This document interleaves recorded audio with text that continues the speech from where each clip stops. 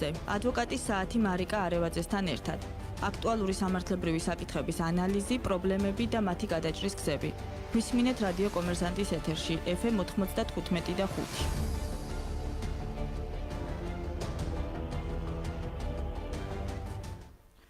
მოგესალმებით ძვირფასო რადიო მსმენელებო, დღეს ოთხშაბათია და ვხვდებით ერთმანეთს რადიო კომერსანტის ეთერში გადაცემით ადვოკატის საათი მარიკა არევაძესთან ერთად. დღევანდელი ჩვენი თემა გადაცემა მიეძღვნება საპენსიო ფონდს და რეფორმას, რომელიც საპენსიო მიმართულებით ხორციელდება და საკმაოდ აქტუალური საკითხია დღესდღეობით, განსაკუთრებით იანვრის თვეში, როდესაც პირველი, ასე ვთქვათ, საპენსიო შენატანის განხორციელება უნდა მოხდეს. როგორც ვიცით, ამოქმედდა დაგროვებითი პენსიის შესახებ კანონი და ამ კანონის ძირითადი ნაწილი 2019 წლის 1 იანვრიდან, რომელმაც უკვე ამოქმედა სავალდებულო შენატანების განხორციელების ვალდებულება და ამ მხრივ გარკვეული, ასე ვთქვათ, აზრთა სხვადასხვაობა, როგორც პროფესიულ წრეებში, ასევე თავად დამსაქმებლების მხრიდან, ვინაიდან სრულად ზუსტად არ იციან თუ როგორ უნდა იმოქმედონ კონკრეტულად, რომ არ დაარღვიონ კანონი. ამასთან დაკავშირებით მნიშვნელოვანია ინფორმაცია, რომ ვიცოდეთ თუ ვინ ერთვება საპენსიო რეფორმაში, ვის შეუძლია უარის თქმის განხორციელება და რა მოცულობით ვისგან მოხდება, ასე ვთქვათ, ამ შენატანის განხორციელება. ამ თემით დღევანდელი ჩემი სტუმარი გახლავთ საქართველოს დემოკრატიული ინიციატივის იურისტი ედუარდ მარიკაშვილი. მადლობა ედუარდ გადაცემაში სტუმრობისთვის და ასევე სატელეფონო ჩართვით ჩაგვერთვება საპენსიო სააგენტოს დირექტორი ლევან სურგულაძე. ესე იგი, ინფორმაციას პირველ რიგში სანამ კითხვით გადმოვალ, მივაწვდი ჩვენს მსმენელებს, რომ საქართველოს დემოკრატიული ინიციატივის მხრიდან საკონსტიტუციო სარჩელით არის მიმართული საკონსტიტუციო სასამართლოს მიმართ და მოთხოვნილია სწორედ აღნიშნული კანონის, ასე ვთქვათ, ანტიკონსტიტუციურობის საკითხზე მსჯელობა. ეს ცოტა მოგვიანებით პირველ რიგში განვუმარტოთ მსმენელს, რას გულისხმობს ეს კანონი, რა ახალ რეგულაციებს გვიწესებს და ვის უწესებს? მადლობა კიდევ ერთხელ მოწვევის გადაცემაში. მივესალმებით ჩვენს მსმენელს. სანამ ამ კონკრეტულ კანონზე გადავალთ, ცოტა შორიდან დავიწყო საუბარი. ისტორიული კონტექსტი მინდა განვიხილო, ზოგადად საპენსიო სისტემების და პენსიის წარმოშობის. პირველი პენსია უკავშირდება ოტო ფონ ბისმარკს პრუსიაში, რომელმაც სოციალ-დემოკრატების წინეხის შედეგად გადაწყვიტა, რომ სახელმწიფო შეღავათები გაეცა ასაკის გამო იმ ადამიანებისთვის, არ ქონდა შესაძლებლობა, რომ საკუთარი თავი ერჩინან. და 1999 წელს გერმანია იყო პირველი ქვეყანა, რომელმაც დაიწყო პენსიების გაცემა. შემდეგ სიცოცხლის ხანგრძლივობის ზრდამ მალევე დააჩქარა რეფორმები საპენსიო სისტემების, ვინაიდან სახელმწიფოებს ძალიან დიდ ტვირთად აწვებოდა საპენსიო განაცემები და სახელმწიფოები მაქსიმალურად ცდილობდნენ, რომ საბიუჯეტო ტვირთები გადაეტანათ კერძო სექტორზე.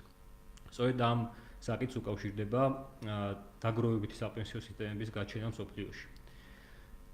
რაც შეეხება ამ კონკრეტულ კანონს, იდეაში ჩვენი სახელმწიფოს მიზანიც ეს უნდა იყოს, რომ საპენსიო სისტემის და საპენსიო განაცემების ტვირთი ბიუჯეტიდან გადაიტანოს კერძო სექტორზე, თუმცა ეს შემოთავაზებული სისტემა არის ძალიან ხარვეზული და იდეაში ვერ პასუხობს იმ მიზნებს, რისთვისაც გვეუბნებია, რომ იქნება და ამაზე შემდეგ ვისაუბრებთ. ეხლა რაც შეეხება ხარვეზებზე ვისაუბრებთ, უშუალოდ კანონს. კანონი არის კანონით შემოთავაზებული არის ეგრეთ წოდებული სანახევროდ სავალდებულო სისტემა. 40 წლამდე დასაქმებულები იძულებით ერთვებიან საპენსიო სისტემაში, ხოლო 40 წელს ზემოთ ადამიანებს აქვთ არჩევანის შესაძლებლობა, რომ ისინი მათი გადასაწყვეტია ჩაერთვებიან თუ არა. ასევე ნებაყოფლობითი არის თვითდასაქმებულებისთვის ამ საპენსიო სისტემაში ჩართვა და თვითდასაქმებულები თვითონ წყვეტენ ჩაერთონ თუ არა საპენსიო სისტემაში. ასაკის და მიუხედავად, ხო, ასაკის და მიუხედავად კი აქ თვითდასაქმებულების შემთხვევაში შეზღუდვა არ აქვს. დასაქმებულებში იგულისხმება როგორც საჯარო სექტორში, ასევე კერძო სექტორში დასაქმებულები, ვისთანაც შრომითი სამართლებრივი ურთიერთობაში არიან დამსაქმებლები. რაც შეეხება შენატანებს, ესეთი ფორმულა არის შემოთავაზებული 2+2+2, ანუ 2%-ს იხდის დასაქმებული, 2%-ს უმატებს დამსაქმებელი და 2% სახელმწიფო ბიუჯეტიდან. ეს თანხები საბოლოო ჯამში აკუმულირდება საპენსიო ფონდში, რომელიც განაგებს ამ თანხებს და როგორც კანონი გვეუბნება, კონკრეტულად შეიძლება ამ ეტაპზე არ იყოს ზუსტად გაწერილი, საინვესტიციო საბჭოც როგორც ვიცი ამ დრომდე შექმნილი არ არის და აქედან ფონდიდან განხორციელდება ინვესტიციები სხვადასხვა, როგორც კანონში წერია, სხვადასხვა სახის პორტფელში. ეს არის მაგალითად ნაკლებ დაბალ რისკიანი და რისკის მიხედვით არის დაყოფილი ეს საკითხები. აქვე ჩაგეძიები, ანუ 2%-ის გადახდა ხდება დამსაქმებლის კუთვნილი, ანუ ხელზე ასაღები ხელფასიდან დასაქმებულის, 2% იხდის დამსაქმებელი და 2% იხდის სახელმწიფო, ხომ, შენატანის სახით. ხომ არ არის, ხომ არ იქნება მომავალში ის რისკი, რომ ეს 2%, რომელიც დასაქმებულის ხელზე ასაღები ხელფასიდან უნდა იქნას გადახდა დამსაქმებლის მიერ დარიცხულის ნაწილიდან, ასევე ტვირთად დააწვეს დასაქმებულს. ამაზეც შემდეგ უფრო ვრცლადაც ვისაუბრებ, მაგრამ მოკლედ რო ვთქვათ, არსებობს დასკვნები, ეკონომისტების დასკვნები, სადაც მათ შორის ეკონომიკის სამინისტროს გათვლებზე დაყრდნობით ნავარაუდები არის, რომ ამ ფორმულით ეს საპენსიო სისტემა ვერ მიაღწევს იმ შედეგებს, რისთვისაც იქნება და ამიტომ დიდი ალბათობით გახდება აუცილებელი ამ 2%-ის გაზრდა. ეს ერთი და მეორე ნაწილი არის ძალიან მნიშვნელოვანი ის, რომ ამ საპენსიო სისტემაში ფაქტურად გათვალისწინებული არ არის ის დამსაქმებლები, რომლებსაც მოგება არ აქვთ, ანუ არაკომერციული იურიდიული პირები. ანუ იდეა საპენსიო სისტემის არის, რომ დამსაქმებელმა 2% უნდა გადაიხადოს თავისი მოგებიდან, თუმცა ასეთ შემთხვევებში, როცა ორგანიზაციას მოგება არ აქვს, იდეაში ბნელი მხარე იქნება ამ საპენსიო სისტემის ის, რომ ის მეორე 2%-ით დამსაქმებლის დააწვება ტვირთად დასაქმებულს. ანუ აიპების არასამთავრობო ორგანიზაციების, საქველმოქმედო ფონდები და ასე შემდეგ, არ ვიცი, არ გაითვალისწინეს, გამორჩათ, ხარვეზია, ну ფაქტიურად რეგულირების მიღმა დარჩენილი. შრომით ხელშეკრულებები გადაიხედება ჩემი აზრით ისე, რომ ეს მეორე 2%-ით დააწვება დასაქმებულებს ტვირთად. ამ გამოგვივა 4%. მადლობა, რადიო კომერსანტის ეთერში რეკლამის დროა და დავბრუნდებით რეკლამის შემდგომ. ადვოკატის საათი, მარიკა არევაძესთან ერთად. რეკლამა რადიო კომერსანტზე. შემოტვირთე App Store-დან რადიო ტუნერ და უსმინე რადიო კომერსანტს iPhone-ის აპლიკაციით.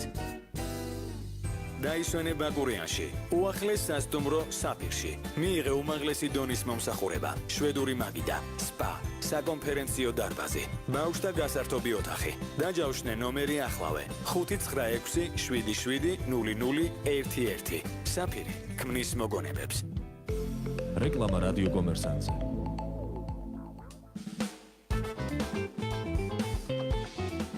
ყოველ შაბათს 11 საათსა და 15 წუთზე რადიო კომერსანტის და გარემოს დაცვითი ინფორმაციის და განათლების ცენტრის რუბრიკა მწვანე ბიზნესი.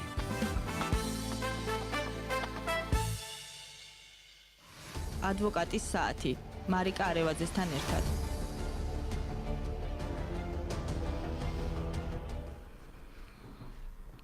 დავბრუნდით ეთერში და საუბარს გავაგრძელებთ საპენსიო სააგენტოს დირექტორთან, ბატონ ლევან სურგულაძესთან. ეს სატელეფონო ჩართვით არის ჩვენთან ეთერში.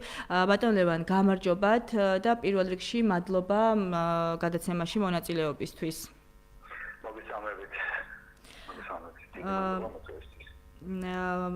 ბევრი კითხვა აღნიშნული რეფორმის გარშემო, მაგრამ შევეცდები მოკლედ შემოვიფარგლო რამდენიმეთი კონკრეტულად, ანუ მაინტერესებს ვისზე რო აუხსნათ ჩვენს მსმენელს, ვისზე ვრცელდება დაგროვებითი საპენსიო ეს რეფორმა და ვრცელდება თუ არა ისეთ პირებზე, ვისაც უკვე ეძლევათ სპეციალური, ანუ არაასაკობრივი პენსია, მაგალითად ინვალიდობის და ასე შემდეგ.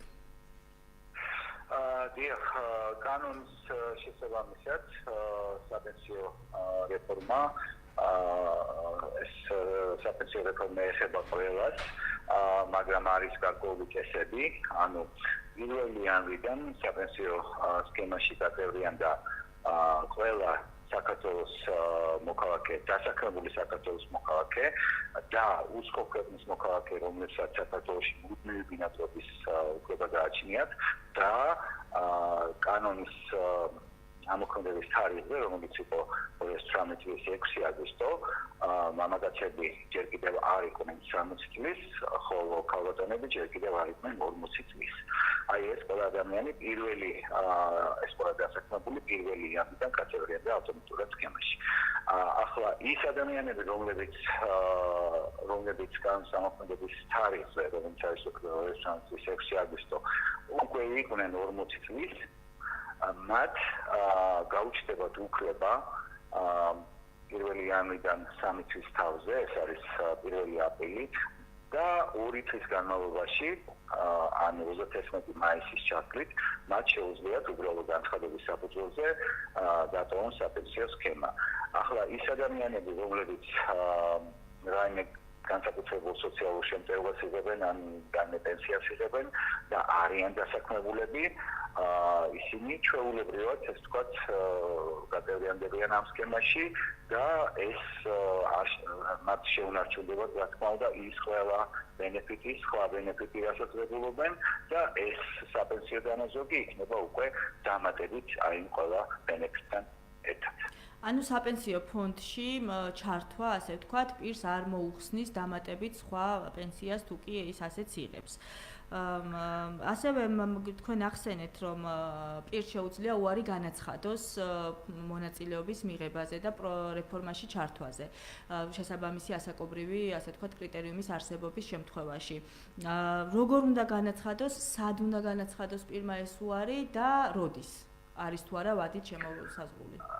დიახ, იმ ადამიანებს, რომლებსაც ეს უფლება გაუჩნდებათ ჩართვიდან 3 თვის თავზე, ანუ 1 აპრილიდან, ისინი უბრალოდ მარტივი განცხადების საფუძველზე, პირველ რიგში ვთქვათ, ჩვენს სააგენტოში მომსახურების სივრცეში მოძებნებიან გაივლიან იდენტიფიცირებას, ოპერატორი ჩამოთვლის გამზადებულ განცხადებას, მოაწერს პიროვნება ხელს, განცხადება იწურდება სისტემაში და ჩვენ ვებულობთ ინფორმაციას, რომ ეს ამ ადამიანმა დატოვა სქემა და მას შემდგომ რაც ვთქვათ, მისმა დამსაქმებელმა შეიძლება ის კიდევ ერთხელ ასე ვთქვათ, წარმოგვიდგინოს მის შესახებ ინფორმაცია, ჩვენ დამსაქმებელს გავაფრთხილებთ, რომ ეს ამ ადამიანმა დატოვა სქემა და მას უნდა კონდეს დასაქმებელს განცხადება, რომ ამ ადამიანმა დაბრუნების სურვილი გამოთქვა. თუ არა და წინააღმდეგ შემთხვევაში ჩვენ ამ შენადას უკვე აღარ მივიდეთ. რაც შეეხება რეგიონებს, ეხლა მიმდინარეობს მოლაპარაკება სოციალური მოსახლეობის სააგენტოსთან და იმედი გვაქვს, რომ უკვე სოციალური მოსახლეობის სააგენტოების ოფისებში იქნებიან ოპერატორები, რომლებიც განახორციელებენ იგივე ქმედებას, უბრალოდ ადამიანებს არ მოუწევთ ახლა ყველასთვის ჩამოსვლა ამისგან. ანუ 1 აპრილიდან 3 თვის განმავლობაში ექნებათ პირებს შესაძლებლობა უარი განაცხადონ 2 თვის განმავლობაში, დიახ, 31 მაისის ჩათვლით. დიახ. ასევე მნიშვნელოვანია ჯარიმების საკითხი, ვინაიდან იმ შემთხვევაში თუ პირს სავალდებულო წესით ეკუთვნის ჩართვა და არ ჩაერთვება, საჯარიმო სანქციების საჯარიმო სანქციები არის კანონმდებლობით გათვალისწინებული, რა სანქციები იგულისხმება და რაიმე საშეღავათო პერიოდი ხომ არ არსებობს, რომ სანამ ადაპტირება მოხდება, სანამ რეფორმის დანერგვა მოხდება სრულად, მანამ რაიმე შეცდომის გამო არ დაჯარიმდეს სუბიექტი.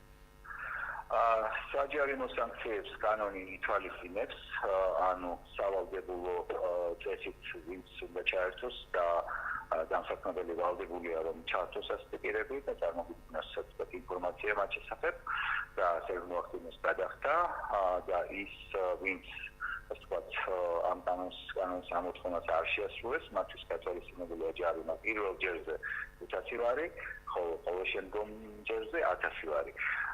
თუმცა ჩვენ აი ხა დღესაც უკვე გამოვაცხადეთ ასე ვთქვათ, ვატარებთ უკვე ტრენინგებს, ჩვენ ვეხმარებით დამსაქმებლებს, რომ ადვილად გაერკვიონ ამ მოთხოვნებში, ადვილად შეასრულონ, გაეცნონ სისტემას, ვაწვდით ინფორმაციას, როგორც ტელეფონით, ისე პირადად, ვიწვევთ სააგენტოში, ვუტარებთ ასე ვთქვათ ტრენინგებს და რაც იმედი გვაქვს რომ თვითონ სისტემა არის საკმაოდ მარტივი და ადვილად გამოსაყენებელი და ჩვენ ვფიქრობთ რომ პრინციპში ჯარიმის გადახდა არავის არ მოუწევს და ადამიანები შეასრულებენ თვითონ კანონი რაიმე საშეღავათო პერიოდს არ ითვალისწინებს.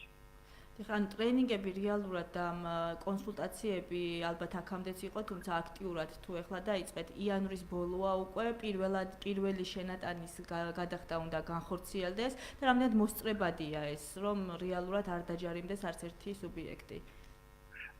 გამიმეორე შეკითხვით შეიძლება ვერ გავიგე უბრალოდ. ანუ უკვე გვაქვს იანვრის ბოლოა, როდესაც უნდა განხორციელდეს პირველადი შენატანები, ანუ ხელფასების გაცემა თვის ბოლოს ხორციელდება.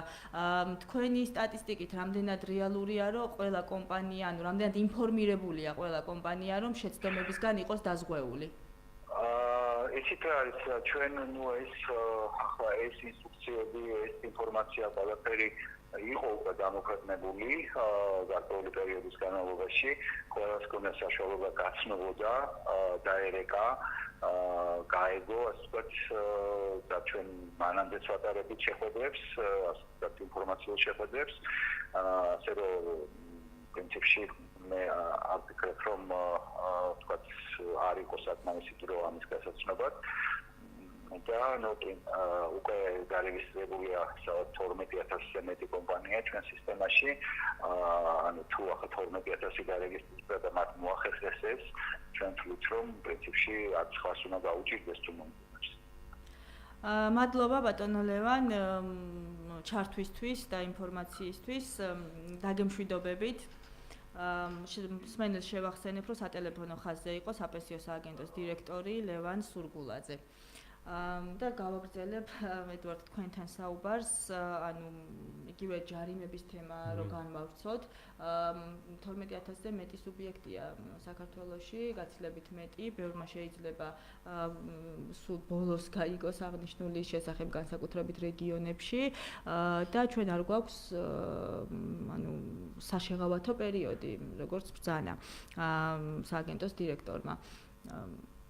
სამართლებრივად გასაჩივრების მექანიზმები არსებობს, არ არსებობს, თუ აი რჩევა რომ მივცეთ მსმენელს როგორ უნდა მოიქცეს. ნუ გარდა იმისა, რომ დროულად დარეგისტრირდეს. ანუ როგორც მე მაქვს ინფორმაცია, მედიაშიც მაქვს მოსმენელი დამსაქმებელთა მხრიდან, ვიცი რომ ძალიან პრობლემურად მიმდინარეობს ამ ადამიანების და დამსაქმებელების და იურიდიული პირების რეგისტრაცია თვითონ სააგენტოს საიტზე. ანუ ფაქტიურად შეიძლება ითქვას, რომ ძალიან დიდი ნაწილი ამ ეტაპამდე დარეგისტრირებული არის, მაშინ როცა უკვე ხელფასების გაცემის დრო მოდის და ეს შენატანები უნდა განახორციელონ. ამიტომ როგორც დამსაქმებლები ამბობენ, ძალიან არაკოორდინირებულად მიმდინარეობს ეს პროცესი, მათ შორის შემოსავლების სამსახურთანაც კოორდინირება ნაკლები არის და ძალიან ბევრი დეტალი არის, სადაც დამსაქმებლებმა არ იციან ხელფასის მიღმა კიდევ სად უნდა გადაიხადონ 2%. მაგალითად მივლინებებიც იბეგრება ამ შენატანებით და ასევე სხვა მივლინების შემთხვევაშიც ის 4% დამსაქმების და დასაქმებულის არის დასაბეგრი. კი, ანუ ხელფასს უტოლდება ეს განაცემით დამსაქმებლის მხრიდან. ასევე ერთი ძალიან მნიშვნელოვანი საკითხი არის კანონში ხელფასი არის განმარტებული სხვა კანონებისგან განსხვავებით. ანუ ხელფასს ამ კანონში დამატებული აქვს მომსახურებაც. მაგალითად ანუ ის ტერმინი რო გამოვიყენოთ outsourcing, რასაც ეძახიან, ხელფასი სხვა კანონში, საგადასახადო კოდექსში ესე არ არის გამარტებული, ამ შემთხვევაში ეს მსგავსი განაცემებიც იბეგრება არ არის სწორი სიტყვა, ამქედანაც ხორციელდება 2% დამსაქმებლისგან და დასაქმებლისგან შენატანები. ანუ გარდა შრომითი ხელშეკრულებისა, მომსახურების ხელშეკრულების ფარგლებში, სადაც ფიზიკური პირი იქნება მხარე, ექვემდებარება დაბეგრვას. დიახ, ანუ რაც პრინციპულად ჩვენ თვით თუ არასწორია, იმიტომ რომ ის ადამიანები თვით დასაქმებულები გამოდიან ამ შემთხვევაში. და მაშინ როდესაც თვით დასაქმებულებისთვის ჩართვა არ არის სავალდებულო. ანუ ეს ძალიან მნიშვნელოვანი დეტალი და ჩვენთან ორგანიზაციაში ძალიან ბევრი ეკავს გარდა იმისა, რომ საარჩევნო დაკავშირებით ამ ტექნიკურ საკითხებთანაც დაკავშირებითაც და ვიცი, რომ ძალიან ბევრ დამსაქმებელს აქვს მსგავსი პრობლემები. ანუ მათ ბოლომდე არ იციან საიდან, რომელი განაცემებიდან რა ოდენობის თანხები უნდა გადაიხადოს. კიდევ რამდენიმე ჯარიმების საკითხს რო შევეხეთ, ხო? ალბათ ეს ჩვეულებრივი ინდივიდუალური აქტი იქნება კი რა არის და გასაჩივრების მექანიზმებიც ამ შემთხვევაში ჩვეულებრივი ადმინისტრაციული კანონმდებლობიდან გამომდინარე შეუძლიათ იხელმძღვანელონ იმ ადამიანებმა, ვისაც თქვათ დააჯარიმებს საპატიო მიზეზი ექნება. კი. ხო, ანუ გასაჩივრების ჩვეულებრივი მექანიზმები იქნება სასამართლოში და ზედა ინსტანციებში. კარგით, რომ დაუბრუნდეთ ისევ თვითონ საპენსიო აქტივებს. ეს შენატანები განხორციელდება, ანუ შენატანების აკუმულირება სხვადასხვა, ასე ვთქვათ, მიმართულებით მოხდება მათი გადასროლა და როგორ ექნებათ წტომა თვითონ პირებს, რომლებიც გავლენ მოუვათ საპენსიო ასაკი. ანუ პირი, რომელიც დღეს ჩაერთო საპენსიო რეფორმაში, გარკვეული წლების მერე როცა მიაღწევს საპენსიო ასაკს, მან უნდა მოახდინოს ამ თანხის უკან გამოტანა. როგორ არეგულირებს კანონი რა მოცულობით შეუძლია გამოტანა და რა პერიოდულობით? ანუ საპენსიო შენატანების უკან დაბრუნების ორად რო გავყოთ, ანუ საპენსიო ასაკს მიღწევამდე და მიღწევის შემდეგ. მიღწევამდე ამ თანხის უკან დაბრუნების ერთადერთი საშუალება არის გზა, ანუ თუ ადამიანი მუდმივად საცხოვრებლად გადავა სხვა ქვეყანაში და წარმოადგენს იმ ქვეყანაში მუდმივად ცხოვრების ბინადრობის ნებართვას. ამ შემთხვევაში ეს პიროვნება შენატანებიდან შეუძლია სრულად გაიტანოს ეს თანხა, თუმცა სახელმწიფო აქედან ბიუჯეტიდან დარიცხულ 2%-ს იტოვებს და დანარჩენ 4%-იან დანაზოგებს ბეგრავს საშემოსავლო გადასახადით 20%-ით. მეორე შემთხვევა არის, როდესაც საპენსიო ასაკს მიაღწევენ ადამიანები და მათ შეუძლიათ გადაწყვიტონ, რომ ესენი გადაანაწილონ, ანუ აიღონ ჩვეულებრივ როგორც პენსია ყოველთვიურად და ეს ფორმულა არის, რომ მაგალითად საპენსიო ასაკს მიღწევიდან მამაკაც ქალების შემთხვევაში 15 წელზე იყოფა დანაზოგები, იმიტომ რომ ხანგრძლივობა 75 წელი არის საქსტატის მიხედვით და კაცების შემთხვევაში 10 წელზე იყოფა, ანუ გაიყოფა 10 წელზე და ყოველთვიურად შეუძლიათ აიღონ ესე გადანაწილები, თან გამოიტანონ ერთდროულად, თუმცა ამ შემთხვევაშიც პირდაპირ ჯერ არ წერია კანონში, თუმცა კანონი სააგენტოს აინჭებს უფლებამოსილებას, რომ დაადგინოს კვოტა, რამდენის გამოტანა შეუძლია ერთდროულად. ამ შემთხვევაში სრულად არ გამოატანენ, მაგრამ რასაც გამოატანენ, ისიც იბეგრება საშემოსავლო გადასახადით თუ ერთიანად გამოვიდა. ასევე მნიშვნელოვანი საკითხია მემკვიდრეობის საკითხი. დაუშვათ, პირი ჩართულია, ახორციელებს შენატანებს, მაგრამ სანამ საპენსიო ასაკს მიაღწევ და გარდაიცვალა, ან მიაღწია, მაგრამ თანხა ჯერ კიდევ არის საკმარისი, ანუ არ მოხდა მისი სრული გახარჯვა პენსიის სახით უკან დაბრუნებით. არის თუ არა გათვალისწინებული კანონში მემკვიდრეობის უფლება და მემკვიდრეებს როგორ შეეძლებათ ამ თანხის მიღება? ხო, ეს დანაზოგები პირდაპირ წერია კანონში, რომ გარდაცვალების შემთხვევაში გაადის მემკვიდრეებს. მემკვიდრეებს შეუძლიათ შემდეგ ეს თანხა შეუერთონ თავიანთ დანაზოგებთან დანაზოგს, ან გამოიტანონ ერთიანად და ერთიანად გამოტანის შემთხვევაშიც ის პრინციპები ვრცელდება, რაც წელა მისაუბრა. ანუ საშემოსავლო გადასახადით დაბეგრვა ამ შემთხვევაში ვრცელდება. პრინციპში გარკვეულწილად მძიმდება პირის მდგომარეობა, როდესაც ერთიან გამოტანას განახორციელებს, ან ვადაზე ადრე გამოტანას, ვინაიდან თანხას აგროვებს, თავისი ხელფასიდან გარკვეულ დანაზოგს აკეთებს და შემდგომ ისევ ის დამატებით ასევე საშემოსავლო გადასახადით იბეგრება.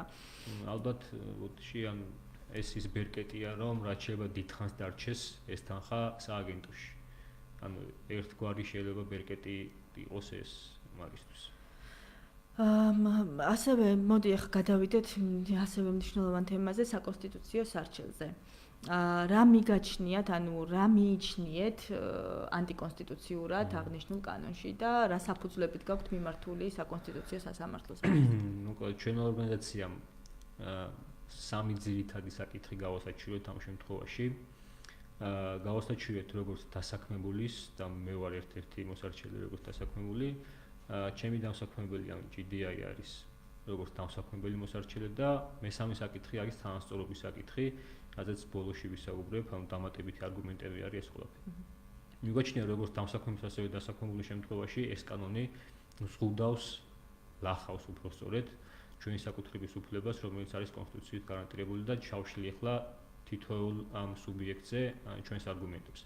ანუ დასაქმებულის შემთხვევაში ძირითადი არგუმენტი რაც არის, ეს არის იძულებითი მექანიზმი. ანუ ჩვენ საპენსიო სისტემას კი როცა ჩივით, ანუ კი არ ვებრძვით ანუ იმას კი არ ვერ ვძვით რომ ვიღაცას უზრუნველყოფილი სიბერი არ გქონდეს. ანუ ჩვენ გვინდა რომ ამ სარჩელის მიზანი არის რომ უკეთესი საპენსიო სისტემა მივიღოთ.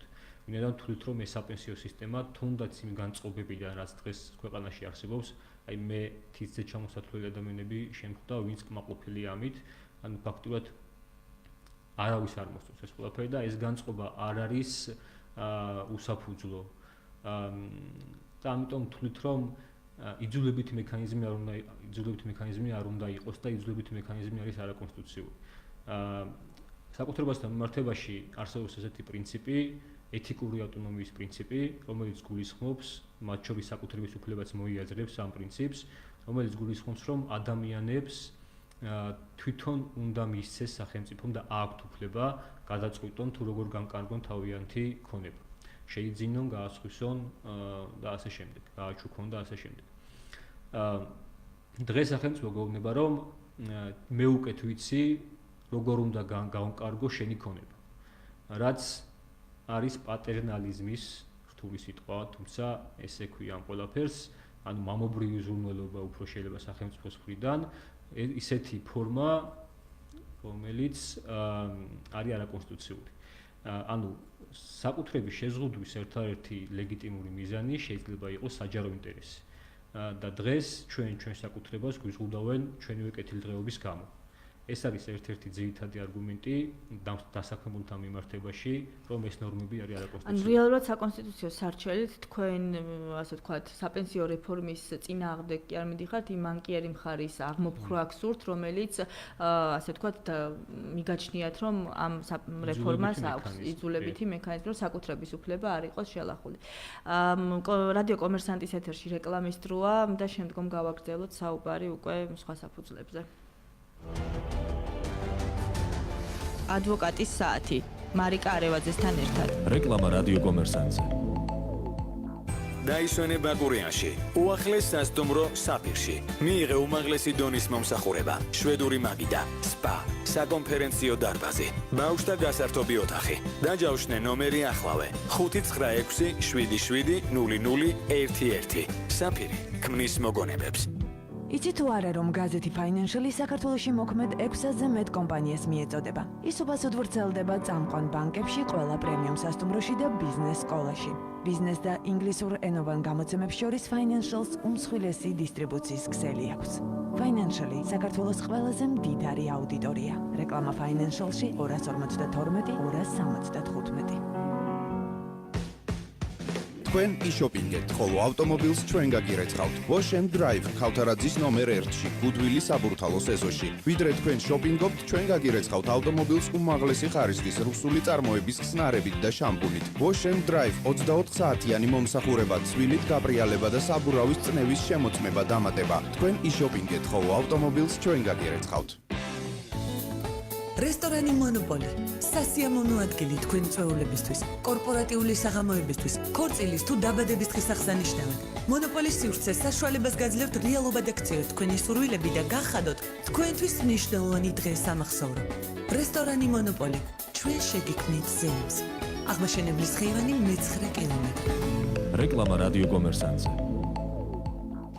ადვოკატის საათი მარიკა არევაძესთან ერთად. დავბრუნდით ეთერში და რომ გავაგრძელოთ ისე სხვა საფუძვლებზე საუბარი ამ საკონსტიტუციო სარჩელის. დასაქმებულთა მიმართებაში კიდევ რამდენიმე ძალიან მნიშვნელოვანი არგუმენტი არის. იგივე იძულების კომპონენტთან მიმართებაში შეიძლება ითქვას, რომ სახელმწიფო იძულებით, ანუ გვაიძულებს, რომ ჩვენი ქონება ვაქციოთ წამგებიან კაპიტალ დაბანდებად. ანუ რატო წამგებიანი იქნება, მომგებიანი იყოს? ერთი ზოგადად ისტორიული გამოცდილება ძალიან მნიშვნელოვანი არის დაგროვებით საპენსიო სისტემებთან მიმართებაში და შეიძლება ითქვას, რომ თითქმის ყველა ქვეყანა, სადაც დაგროვებით საპენსიო სისტემა არსებობს, მიმდინარეობს ეს პროცესი ძალიან პრობლემურად. მაგალითად, ევროპის ქვეყნებში 2014 წელს პოლონეთში დონალდ ტუსკის პრემიერ-მინისტრობის დროს სახელმწიფომ დაახლოებით 50 მილიარდი დოლარის ოდენობის თანხა საპენსიო ფონდიდან შეუერთა სახელმწიფო ბიუჯეტს შიდა ვალის დაფარვას მოახმარა ისე რომ იმ ადამიანებს, ვისაც ეს დანაზოგი ქონა გაკეთებული, უბრალოდ უთხრეს მადლობა და ეს თანხები ჩამოართვეს. მსგავსი პრობლემები სხვა ქვეყნებშიც შექმნილა, მაგალითად ირლანდიაში და თითქმის ყველგან ფინანსური კრიზისების დროს სახელმწიფოები დგებიან ცდუნების წინაშე, რომ ამდენი ოდენობის თანხა მიმართონ იმ კრიზისების დასაფარად და გადასაფარად, რაც ქვეყანაში არსებობს. ანუ ეს არის ერთგვარი რისკი ამ რეფორმის, რომ ადამიანებმა შეიძლება წლების განმავლობაში აგროვონ თანხა და შემდგომ ამ თანხის შეგროვებული თანხის გარეშე დარჩნენ. ასეთ შემთხვევაში რაიმე პასუხისგებლობა ხომ არ არის ფონდის ან რომელიმე სტრუქტურის კანონმდებლობით გათვალისწინებული? სანამ აკონკრეტულ კითხვაზე გაგცემთ პასუხს, კარგი კითხვა არის. ერთი საკითხი მინდა, რატომ შექმნეს იძულებითი საპენსიო იძულებითი მექანიზმი, ხო? ფინანსთა სამინისტროს თუ ან ეკონომიკის სამინისტროს ამ ორიდან ერთ-ერთს აუცილებლად თავის ერთ-ერთ კვლევაში საპენსიო სისტემის შესახებ უწერია პირდაპირ, რომ მოქალაქეებს გააჩნიათ 90 წლებიდან გამომდინარე ცუდი გამოცდილება ისტორიული და საბჭოთა ანაბრებს გულისხმობ. და ისინი არ ჩაერთვებიან ნებაყოფლობით ამ სისტემაში, ამიტომ დაეკარგებოდა აზრი ამ სისტემის შექმნას. თუმცა სახელმწიფოს არ უნდა აღიაროს, რომ ჩვენი სკეპტიციზმი შეიძლება იყოს ლეგიტიმური. ანუ ჩვენ ხო ვართ გონიერი ადამიანები, ხო? არ უნდა აღიაროს, რომ ჩვენ გონიერი ადამიანები ვართ და რამე საკითხს ვერ ვაფასებთ სწორად. ანუ ეს ძალიან მნიშვნელოვანი პრობლემა არის. და პასუხისმგებლობასთან მიმართებაში, რაც ძალიან არსებითია და ესეც საკონსტიტუციო სარჩელში გვაქვს ერთ-ერთ არგუმენტად, არ არსებობს რაიმე სამართლებრივი მექანიზმი, რომელთაც მოქალაქეებს შეეძლებათ, რომ სააგენტოს მიერ განკარგული ქონება ჩვენი დანაზოგები, მაგალითად რომელიმე ბიზნესში ჩადეს, ხო ეს თანხა და ეს ბიზნესი გაკოტრდა. ანუ ჩვენ მოქალაქეებს არ გვაქვს არანაირი სამართლებრივი ბერკეტი, რომ მოვითხოვოთ ზიანის ანაზღაურება სახელმწიფოსგან. ერთადერთი ბერკეტი, რომელიც წერია, არის ის, რომ სააგენტოს სააგენტოს ერთ და იგივე ამ შემთხვევაში შეუძლია და არა ვალდებულია, შეუძლია რომ ის ანუ იმ თანხების დაკარგვის შემთხვევაში მოსთხოვოს ამ ზიანის ანაზღაურება, თვითონ აინაზღაუროს და შემდგომ გადაანაწილოს იმ ადამიანებს, ვინც ეს ქონება დაკარგა, მაგრამ ჩვენ ბუდიში მოქალაქეები თლიანად ჩახსნილები ვართ ამ პროცესისგან და თუ სახელმწიფოს არ ექნება კეთილდება, რომ ვიღაცას ეს ზიანი მოსთხოვოს, ჩვენ ვერანაირად ვერ ვიდაბთ ამ სახელმწიფოსგან პასუხისმგებლობას იხსნის ჩვენთან მიმართებაში და ესეც ერთგვარი რისკი არის ამ საპენსიო სისტემაში. ეს ნაწილიც ხარ გაქვთ გასაჩივრებული? ანუ ეს გასაჩივრებული არ გვაქვს, ეს ერთ-ერთი არგუმენტად გვაქვს იძულებით მექანიზმთან მიმართებაში, რომ სახელმწიფო გვაიძულებს, რომ რისკი ან კაპიტალ დაბადება თუ აქციოთ და მეორე მხრივ არ გვთავაზობს არანაირი სამართლებრივი ბერკეტს იმისა, რომ ჩვენი უფლებები დავიცვათ. თანასწორობაზე საუბრობდით ასევე, ამ თანასწორობის კუთხით თქვენი არგუმენტები როგორია? თანასწორობა არის დამატებითი არგუმენტი ჩვენი სარჩელის და ძალიან მნიშვნელოვანი მანამდე რომ ვისაუბროთ თქვენის ნებართვით დამსაქმებლების საკითხზე. დამსაქმებელთან მიმართებაში არის ესეთი საკითხი, რომ ახალ კონსტიტუციაში სახელმწიფო პარლამენტმა პირდაპირ ჩაწერა, რომ საპენსიო შენატანი არ არის გადასახადი. თუმცა მიუხედავად ამისა, დამსაქმებლისთვის და არა დასაქმებულისთვის, იმიტომ რომ დასაქმებულის თანხა თვითონ უბრუნდება, დამსაქმებელთან მიმართებაში ეს არის საგადასახადო ტვირთი და სხვა არაფერი, იმიტომ რომ დამსაქმებელი ამ 2%-ს უხდის სხვას და იმ თანხიდან, იმ შენატანიდან ის ვერასდროს ვერანაირ სარგებელს ვერ ნახულობს. ანუ ეს არის ერთ-ერთი კლასიკური გაგება და განმარტება გადასახადის, რომ უპირობო არაეკვივალენტური შენატანი არის გადასახადი, დღეს ჩვენი კანონმდებლობით და საკონსტიტუციო სამართლოც გადასახადს ესე განმარტავს. და თუ სახელმწიფო დამსაქმებლის 2%-ს გადასახადს არ დაარქმევს, მაშინ გამოდის, რომ სახელმწიფო დამსაქმებელს ქონებას ართმევს. ანუ ეს არის ჩამორთმევა ქონების, თუ დასაქმებულის შემთხვევაში შეზღუდვა, იმიტომ რომ გარკვეული დროით გიზღუდა უნდა მერე იღებ ამ ქონებას, დამსაქმებელს ართმევენ ქონებას და კონსტიტუციაც საკუთრების ჩამორთმევის ერთადერთ ლეგიტიმურ მიზანს ასახელებს, ეს არის საჯარო ინტერესი და საჯარო ინტერესი ვერ აკმაყოფილებს ის ლეგიტიმური მიზნები და ის კრიტერიუმები, რომელიც დღეს ამ საპენსიო სისტემით არის შემოთავაზებული. მეორე საკითხი არის ძალიან მნიშვნელოვანი ის, რომ დასაწყისის აღნიშნულად ეს უნდა კიდევ გავიმეოროთ, რომ არ არის გათვალისწინებული ფაქტიურად ის ორგანიზაციები, რომლებიც არ მუშაობენ მოგებაზე, ხო? იდეა არის ის, რომ დამსაქმებელმა თავისი მოგებიდან უნდა გადაიხადოს 2%, მას უნდა აწვეს ერთად, თუმცა რაგთან, აი საიდან უნდა მოიტანონ იმ ორგანიზაციებმა საერთოდ ეს თანხა, ვისაც მოგება არ აქვს. გამოდის, რომ ეს კვლავ დააწვება დასაქმებულებს ერთად და თუ იხდიან 2%-ს, ვითომ იხდიან 2%-ს, ეს ადამიანები გადაიხდიან 4%-ს. აღნიშნულთან დაკავშირებით ალბათ თვითონ საქართველოს დემოკრატიული ინიციატივასაც ჰქონდათ ხო მიმართვა ფონდთან, რომ კითხვის სახით თუნდაც ინფორმაციის სახით გცოდნოდათ უნდა გადაიხადოთ თუ არა, ან საიდან უნდა გადაიხადოთ, რომ ვერ გადაიხდით ჯარიმის სანქციას რო აცდეთ, ასე ვთქვათ. რა პასუხი იყო მათი მხრიდან?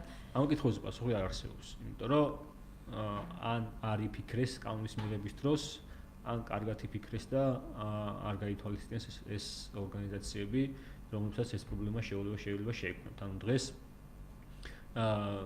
ამ დამსაქმებლებს უწევთ ან ხელშეკრულებების ისე გადახედვა, რომ თან კანონმდებლობა არ დაარღვიონ, ან დამატებით სახსრების მოპოვება იმისთვის, რომ მათ შეძლონ რამენაირად ეს საპენსიო განაცემები გასცენ.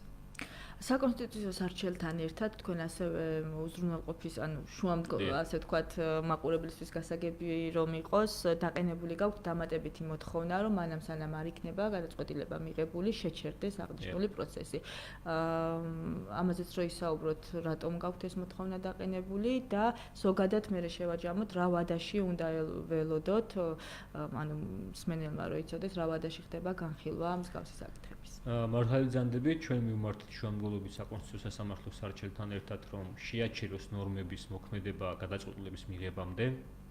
ჩვენი ერთ-ერთი არგუმენტი არის ის, რომ ანუ საფუძველი შეჩერების შეიძლება იყოს გამოუსწორებელი ზიანი, ანუ ნორმების არაკონსტიტუციურად ცნობამაც ვერ უნდა შეძლოს იმ ზიანის ანაზღაურება, რომელიც ამ არაკონსტიტუციური ნორმების მოქმედებით ადგება მოსარჩელის.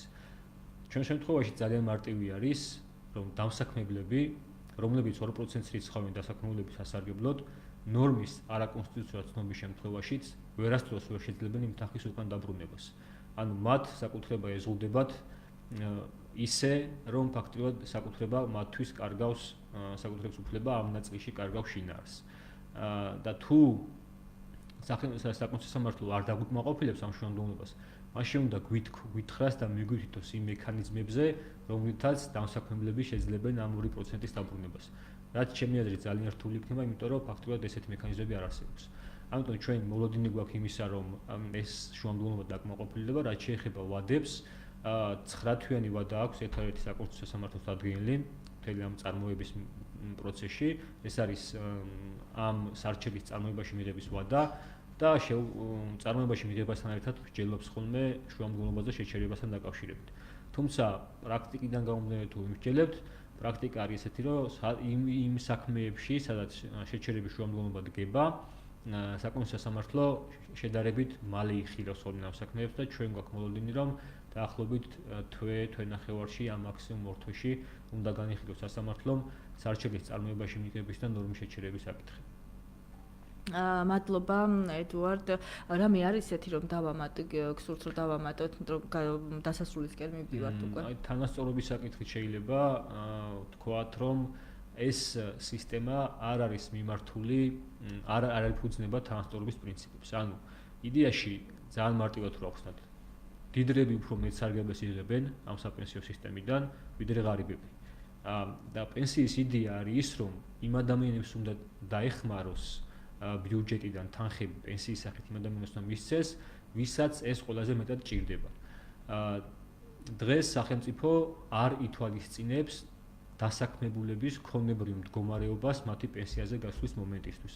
ამ ბიუჯეტიდან 2%-ს აბავს მათ დღევანდელ ხელფასებს და შეიძლება აღმოჩნდეს ისე, რომ პენსიაზე გასვლის მომენტისთვის ადამიანებს ქონდეთ უფრო მეტი საჭიროებები, რომ ბიუჯეტიდან მიიღონ დახმარება, ვიდრე თქვათ ეს იქნებოდა ანუ ხელფასებზე მიბმით ბიუჯეტიდან 2%-ის განაცემის გზით.